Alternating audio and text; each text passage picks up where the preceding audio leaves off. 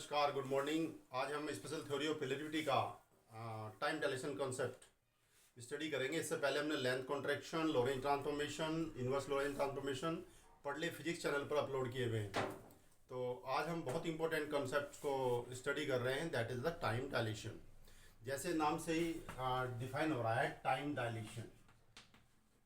Time dilation actually there are two frame of reference, s and s dash.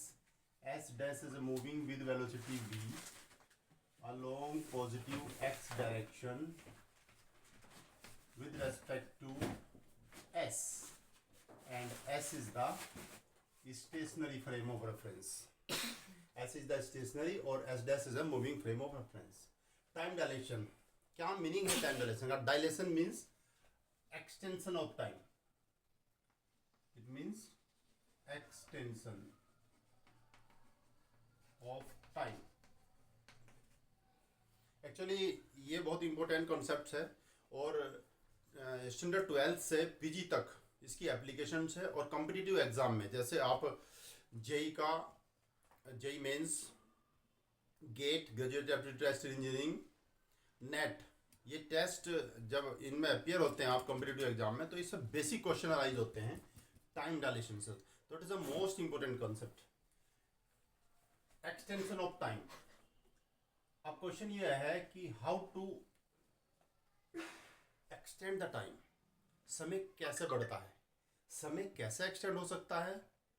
अभी तक तो हम जानते हैं कि टाइम तो एक्सटेंड नहीं होता, लेकिन रिलेटिविटी थ्योरी हमको ये बताती है, स्पेशल थ्योरी ऑफ रिलेटिविटी ये बताती है, जब हम टाइम को रिलेटिव मोशन के सापेक्ष, जैसे एक्स वाई जेड टी, चार कंपोनेंट्स हैं मूविंग में, x dash, y dash, z dash, t dash, तब हम रिलेटिव मोशंस की बात करते हैं और एक पर्टिकुलरली हाई स्पीड्स की बात करते हैं। जब हम हाई स्पीड की बात करते हैं, वेलोसिटी की बात करते हैं, तो उस टाइम क्या होता है? Time dilation concept. It means relativity active हो जाती है, उसको हम कहते हैं रिलेटिविस्टिक मैकेनिक्स। मॉडर्न फिजिक्स का पार्ट है ये। तो इसमें अब हम क्या करते हैं, एक घड़ी को यहाँ प्लेस्ड कर देते हैं कि यहाँ पर मूविंग फ्रेम ऑफ रेफरेंस में एक क्लॉक, जैसे दो क्लॉक्स, जब क्लॉक मूव करती है तो उसमें क्या है, टिक टिक टिक टिक टिक टिक, वॉल क्लॉक देखिए आपने। तो एक सेकंड्स के जो गैप को टिक, एक मिनट के गैप को, एक घंटे के गैप को, तो हमने क्या किया यहाँ पर, दो टिक्स को कंसीडर किया है, T1 and T2 dash. Dash system इसलिए लिया बेटा कि ये मूविंग फ्रेम में है, ये डैश है T1 dash and T2 dash. These are two consecutive ticks, either first second, second, first hour, second hour, first minute, second minute, 9th minute, 10th minute, 9th hour, 10th hour. A consecutive 2 seconds considers T1 dash and T2 dash. An observer in still frame of reference, एक observer कहाँ पर है? Still frame of reference में। अब ये जैसे हम length को क्या कर रहे थे, लेंथ जैसे प्लेन उड़ता है तो प्लेन तो उसको डेक दिखाई दे रहा है, लेकिन अब वो घड़ी को कैसे मेजर करेगा, घड़ी को, टाइम को कैसे मेजर करे? तो टाइम को मेजर करने के लिए उसने क्या किया, साउंड इफेक्ट को कंसीडर कर रहे हैं हम, साउंड इफेक्ट। अब जो यहां से दो टिक्स की आवाज चली, हमने यहां एक बेल बजाई, टिक, अब यहां तक जाने में उसको कुछ टाइम लगेगा। It takes a few millisecond, microsecond, it takes a few seconds to reach from there to S frame of reference. And these two ticks listen by an observer as a T1 and T2 in S frame of reference. So the time interval between T2 dash minus T1 dash in standard frame, that is T naught, and the time interval between two ticks, that is T2 minus T1 is equal to T. Let it's S dash and it's in S. These are time interval between two ticks in S frame, and this is the time interval between two ticks is T naught in S dash frame. Now question arises that What is the relation between T and T naught? T naught is the time in S frame, actual frame, moving frame, and T is the time in still frame of reference. ये कौन सा है? Still frame of reference, और ये कौन सा है frame है? Moving frame of reference. Now, what is the relation between T and T naught? This is your objective. The relation, find out the relation between T and T naught. इन दोनों time intervals में क्या relation है, ये decide करेगा time definition. Time कैसे बढ़ता है ये मैथमेटिकल कैलकुलेशन आपको बताएगी टाइम कैसे एक्सटेंड हो रहा है. तो इसको करने के लिए अब देखिए इस कंसेप्ट को हम लेके चलते हैं. एक इक्वेशन फर्स्ट है, ये सेकंड है. तो T naught is the proper time,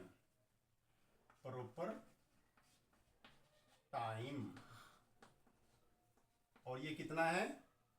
proper time interval बोल दीजिए आप इसको, interval, that is T2 dash minus T1 dash. In equation it is in S dash frame of reference, and S frame it is dilated time interval. It is T2 minus T1 in equation 2 in S frame. This is equation 2. अब जो मैं फिर repeat कर रहा हूँ एक sentence को. Suppose हमने यहाँ से एक सायरन, एक ट्रेन जा रही है, उसके सायरन की आवाज़, ये क्या है? ये प्लेटफॉर्म है, स्टील फ्रेम है. ट्रेन क्या है? मूविंग फ्रेम है. ट्रेन का सायरन बजता है. जब ट्रेन नहीं आती, ट्रेन आपको दिखाई नहीं देती, लेकिन सायरन आप तक पहुँच जाता है. तो इसका मतलब जो साउंड का इफेक्ट है वो कंसिडर कर रहे हैं हम यहाँ. It means T1, T2, these are two ticks, consecutive ticks, and T1, T2, these are also consecutive ticks in still frame of reference and in moving frame of reference. ये क्या है? दो सायरन्स है. कहाँ पर? S डैश में, that is train में, और ये कहाँ पर है? प्लेटफॉर्म पर. तो ये जो टाइम इंटरवल है, जो यहाँ से टाइम चला और यहाँ तक पहुँचा, it takes a few milliseconds, few microseconds. जो ये गैप हुआ टाइम का, that is known as time dilation, that is the extension of time. By mathematical formula we have derived this. So first we consider equation second, and using inverse Lorentz transformation, equations. T is equal to T2, कितना होता है बेटा? T2 dash plus x dash v upon c square upon under root 1 minus v square by c square, like T1 dash plus x dash v upon c square under root 1 minus v square by c square. These are two Lorentz transformation equation, inverse Lorentz transformation equation. Fourth, that is the time का consider है. वहां पर क्या आपने पढ़ा था कि T2, ये पढ़ा था आपने, देखो T is equal to T dash plus x dash v upon c square upon under root 1 minus v square by c square. That is fourth equation, Lorentz equation. That is the inverse without prime in term of prime, inverse Lorentz transformation. तो ये concept हमने use किया है यहाँ पर. Okay. अब देखिए इसको सोल्व कर लीजिए. ये देखिए सॉल्यूशन क्या होगा इसका. T2 dash minus T1 dash upon under root 1 minus v square by c square. क्योंकि ये वेरी नहीं कर रहा है, v भी कांस्टेंट है, c भी कांस्टेंट है, और इसमें यूज करिए आप first equation, that is T2 dash minus T1 dash is known as T naught upon under root 1 minus v square by c square. तो that is the required relation is T is equal to T naught upon under root 1 minus v square by c square. ये है आपका required relation. इसको कैसे लिख सकते हैं? Delta T की टर्म में भी लिखा जा सकता है. Delta t is equal to delta t naught upon under root 1 minus v square by c square. और इसको डैश की टर्म में भी लिखा जा सकता है. T is equal to T dash by under root 1 minus v square by c square. ये तीनों फॉर्मूले एक ही हैं। देखिए क्या है, ये टाइम इंटरवल डिफाइन कर रहा है। Delta represent the time interval and T represent the time in S frame. That is also indicate the time interval in S frame of reference and in S dash frame of reference. तो there are three equivalent फॉर्मूले ये। So this is the required relation of the time dilation. Now we explain the two cases here. The first case is, देखिए अब मैं इसके दो case discuss कर रहा हूं यहाँ पर। Case first, if v is equal to C, यदि v is equal to C है तो टाइम कितना जाएगा यहाँ से, t is equal to T naught upon v is equal to C 110, that is infinite. It means infinite time. What do you mean by infinite time? Can you explain the infinite time? No, there is a no meaning of infinite times. What indicate that? What indicate that infinite? It means the time dilation is infinite, the maximum time. It means ये जो हमने अभी ये figure बनाई थी, जो यहाँ ये क्लॉक रखी थी और जो इसके टिक्स थे T1 डैश और T2 डैश, और यहाँ पर था T1 और T2, तो यहाँ से जो टिक्स चले, जो सायरन स्टार्ट हुए कहाँ से, ट्रेन से, जो सायरन स्टार्ट हुए कहाँ से, एस डैश फ्रेम से, वो यहाँ तक नहीं पहुँचते। If it moves with the velocity of c, these two sirens can't reach to the still frame of reference. That means observer cannot listen these two sirens, these two ticks as a T1 and T2. It means ये इसको सुनाई ही नहीं देंगे, ये यहाँ तक पहुँचते ही नहीं है। इसका मतलब इसकी स्पीड कितनी है, v इज इक्वल टू सी के बराबर है। इतनी हाई स्पीड से मूव कर रहा है, ये साइलेंस यहाँ नहीं पहुँच पा रहे। तो ये कब है, जब v इज इक्वल टू सी के बराबर है। Means t in S frame of reference is infinite. The maximum time these signals cannot reach to the S frame of reference. Now case second, normally we know that V always less than C.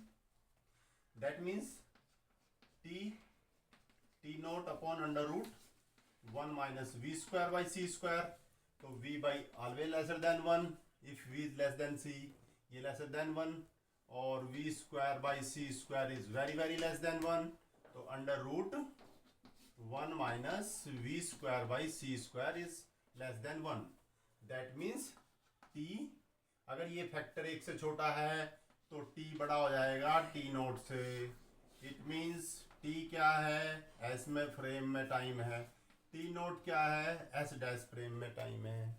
इसका मतलब है कि जो time है S frame में, यहाँ पर वो क्या कर रहा है, एक्सटेंड कर रहा है। किस टाइम से, प्रॉपर टाइम से। टाइम क्या है, बढ़ रहा है, टाइम क्या है, एक्सटेंड हो रहा है। इसी कंसेप्ट को कहते हैं टाइम डायलेशन। Time dilation. अब देखिए इस पे हम एक एग्जांपल्स के थ्रू में बता रहा हूं इसको। इसका रियल इफेक्ट पूछा जाता है एक्चुअली, तो मैं बता रहा हूं time dilation is real effect. It is a very important. Time dilation is real effect. ये क्वेश्चन आता है, क्या टाइम डायलेशन एक रियल इफेक्ट से? तो हम उसको एग्जांपल्स के थ्रू बता रहा हूँ। आपने मेसोन का नाम सुना होगा। मेसोन्स एलिमेंट्री पार्टिकल्स हैं, कॉस्मिक रेज भी कहते हैं इनको, कॉस्मिक रेज। ये एक्चुअली एटमॉस्फेयर में 10 किलोमीटर तक रेंज में पाए जाते हैं फ्रॉम द अर्थ। इनकी जो परजेंस है from the earth 10 kilometre space तक ये क्या होते हैं, मैक्सिमम पाए जाते हैं। और जो ये स्पीड्स हैं अप्रोक्सीमेट 99% ऑफ सी ट्रेवल करते हैं, अप्रोक्सीमेट 98% और 99%, ये इनकी स्पीड्स होती है। और जो इनका लाइफ स्पैन है, जिनका कॉस्मिक रेज का टी नोट लाइफ स्पैन, इनकी प्रॉपर जो लाइफ है वो है 2 × 10⁻⁻6 second. That is a very small times. Life time is 2 × 10⁻6 second. 2 second का 10⁻6 times, 1/10⁻6 times, 0.0000002 seconds. It's a very small lifetime. अब हम क्या करेंगे, म्यू मैसन और कॉस्मिक रेज की परजेंस देखते हैं with the help of this evidence 10 kilometres from the earth. तो ये करने के लिए देखिए how much distance travel in the whole life span. Suppose the distance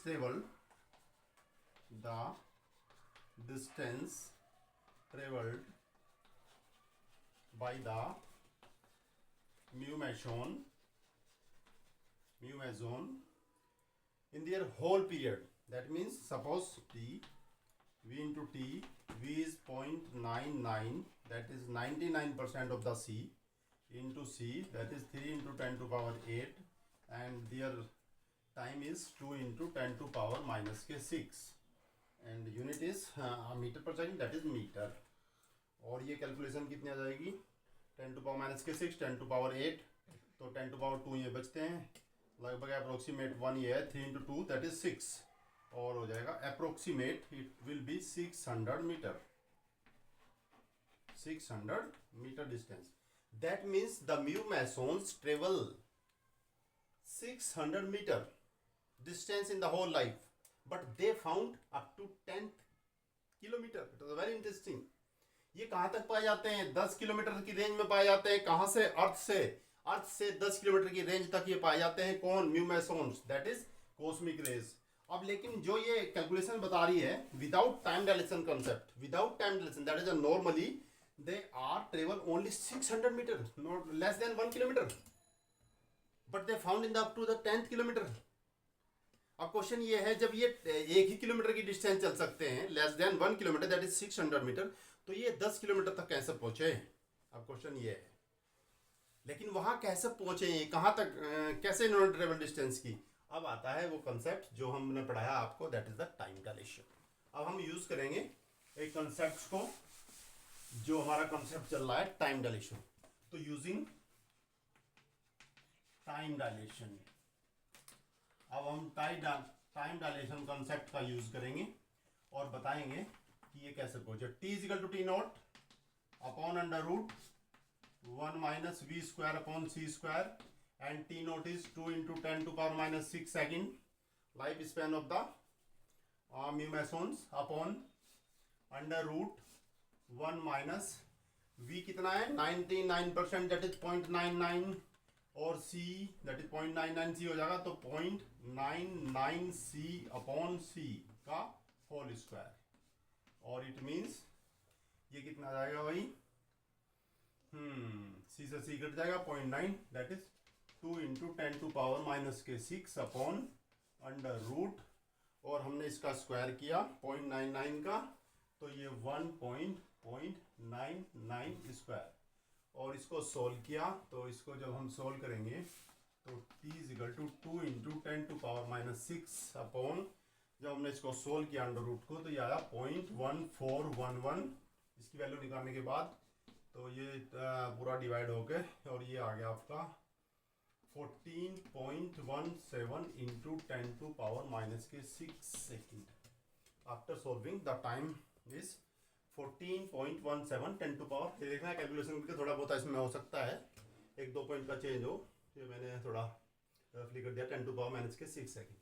that means the life span of the cosmic rays और mu meson increased 2 into 10 to power minus के 6, 7 times approximate this, more than 7 times, 7 into 2 14, more than 7 times lifespan increase of the cosmic rays. Why? Question is due to the consideration of time dilation. Now question like that, how much distance traveled by this time dilation? Suppose it travels the distance d2, d, ये d1 है मान लिया suppose.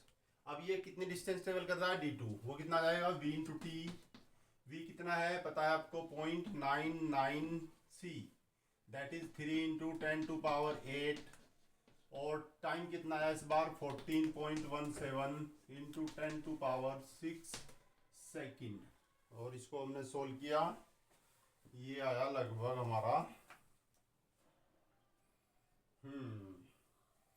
कितना आएगा भाई, ये 14 14 42 42 approximate 4300 metre. Approximate मैंने multiply किया 14 और पॉइंट ये है तो लगभग 42 या 43 42 ही ले लो चलो 42 it means 4.2 kilometre. Very interesting. After using the time dilation concept, these particles travel 4.2 kilometer instead of 600 meter. पहले कितना चल रहा था ये 600 metre. That means 0.6 kilometre, less than 1 kilometre. अब ये कितना चल रहा है 4.2 kilometre. That is found in the range below the 10 kilometre. और 10 किलोमीटर तक जा सकते हैं यदि हम वेलोसिटी इसकी थोड़ी सी कम लेंगे, फैक्टर कम होगा तो ये बढ़ जाएगा टाइम डिलेशन, और बढ़ेगा तो इसका मतलब ये 10 किलोमीटर तक पाए जाते हैं। तो the time difference of time is indicate that the time dilation is real effect। It means कोई तो ऐसा फैक्टर है जिसके कारण ये 4.2 डिस्टेंस चला, 4.5 किलोमीटर चला। पहले कितना चल रहा था लगभग हाफ किलोमीटर, आधे किलोमीटर से 4.5 किलोमीटर चलने के लिए कोई तो फैक्टर है, वही फैक्टर है जिसका नाम है टाइम डायलेशन। और इसका मतलब ये वास्तव में कोई ऐसा कंसेप्ट वास्तव में एग्जिस्ट करता है जिसका नाम है टाइम डायलेशन। तो this is the evidence of the time dilations and this is the purely concept। Now there are many more examples, many more numericals will be arise on this concept। like a concept आपने पढ़ा होगा twin paradox, बहुत important है twin paradox. ये बहुत आता है, ये भी एक इसी का पार्ट है। इसमें क्या होता है एक्चुअली हम दो केस कंसीडर करते हैं, एक अर्थ पर और एक स्पेस में। एक पर्टिकुलर वेलोसिटी से वो मूव करता है स्पीड से, और एक दो ट्विंस होते हैं, दो बच्चे होते हैं। एक बच्चा बाई बर्थ हम अर्थ पर रखते हैं और दूसरा स्पेस में। तो उन दोनों की एज में एक पर्टिकुलर टाइम के बाद एक डिफरेंस क्रिएट होता है। तो ये हम ट्विन पैराडॉक्स को नेक्स्ट लेक्चर में कवर करेंगे। Thank you very much. देखते रहिए और पढ़ते रहिए, पढ़ ले फिजिक्स चैनल। और ये हम स्पेशल थ्योरी ऑफ रिलेटिविटी को कंप्लीट करते हुए after that we will start the laser and there are many more topics of the physics from standard 12 to PG levels. These are conceptual problem only. Thank you.